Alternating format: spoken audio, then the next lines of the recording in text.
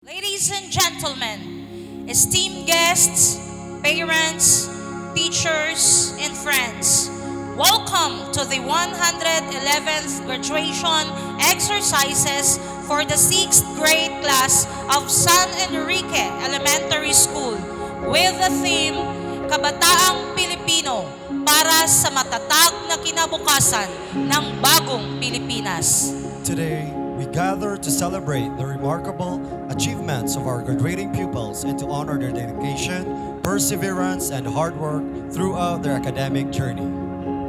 It is a momentous occasion filled with pride, joy, and anticipation for the bright futures that lie ahead.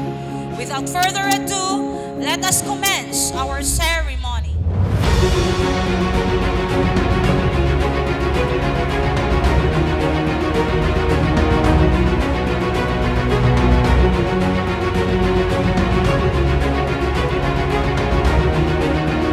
Welcome to San Enrique Elementary School graduation ceremony.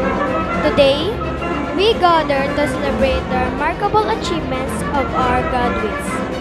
Your hard work and dedication have brought you to this momentous day.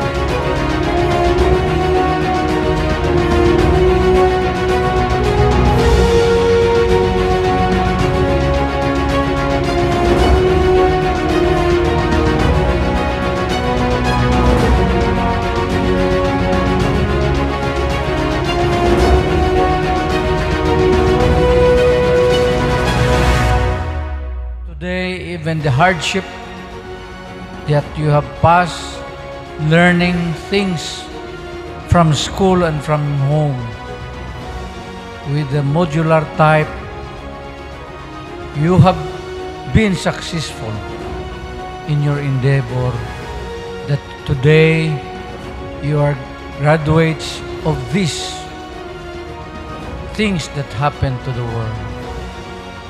So with hardship, I know that parents will have had a hard time. As I can recall, parents tried to study more just to teach their kids so that they could update what is being instituted in the school.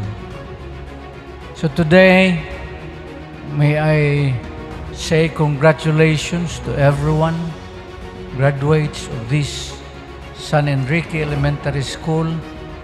Again, congratulations to the teachers, the principal, and to the parents. Good morning, everyone.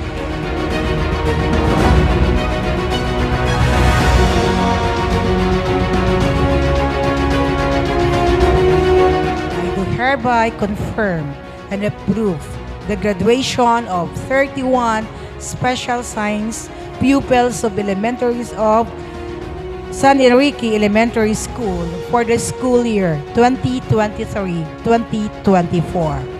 As such, they are now considered elementary graduates entitled to receive a certificate with all the rights and privileges appertaining thereto. Congratulations.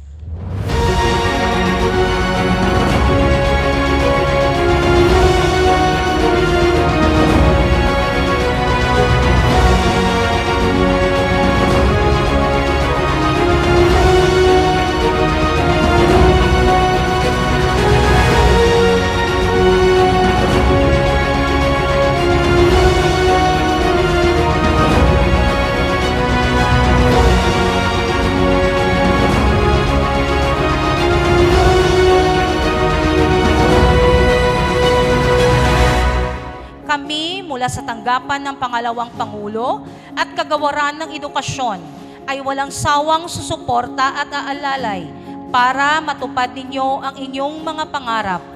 Nais naming magbigay ng maayos na edukasyon sa lahat at humubog sa puso't isipan ng mga mag-aaral para pagtibayin ang pagmamahal sa sariling bayan.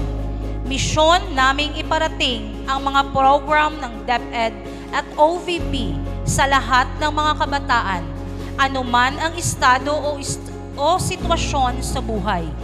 At maisa sa katuparan lamang namin ito sa ating pagkakaisa at pagtutulungan.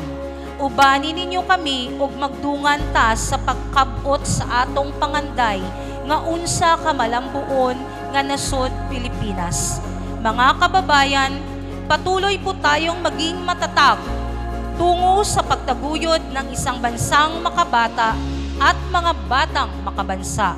Ang lahat ng ginagawa natin ay para sa Diyos, sa bayan at sa pamilyang Pilipino. Shukran. Signed, Vice President of the Philippines, Secretary of the Department of Education, Sara Z. Duterte.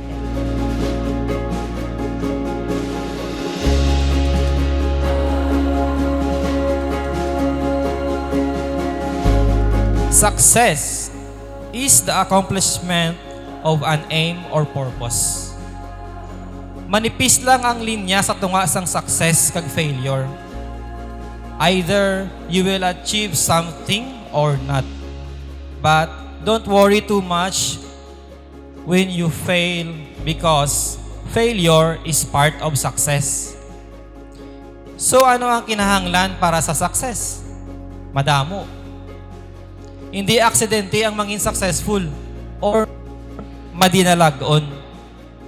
Kag wala shortcut pakadto sa success. I want to share with you the pure and simple wisdom on how to achieve success. Ang hambal sa Bible, kung mahabol ang imo wasay, kag wala mo ini ginabaid, magpangusog kagid sing tudo sa paggamit sini. Bintaha, kung maalamon ka kay paagi sini, magminadalagon ka. Hindi magkalipat, magsalig sa Ginoo sa bugos mo nga tagipusoon. Kag hindi ka magsalig sa imo kaugalingon nga kaalam. Kay itoy-tuyan kanya sa husto nga dalan.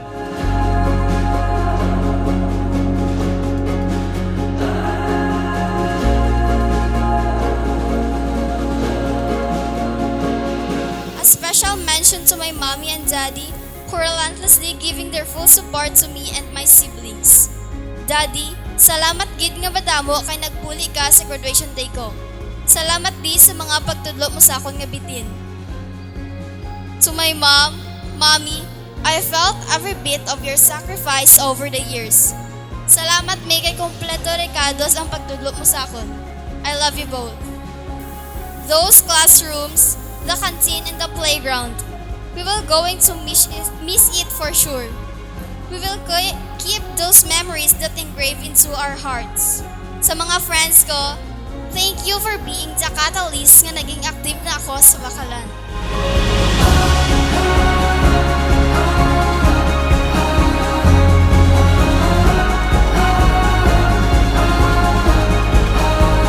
To the other sections of our batch, let's join together in achieving our goals.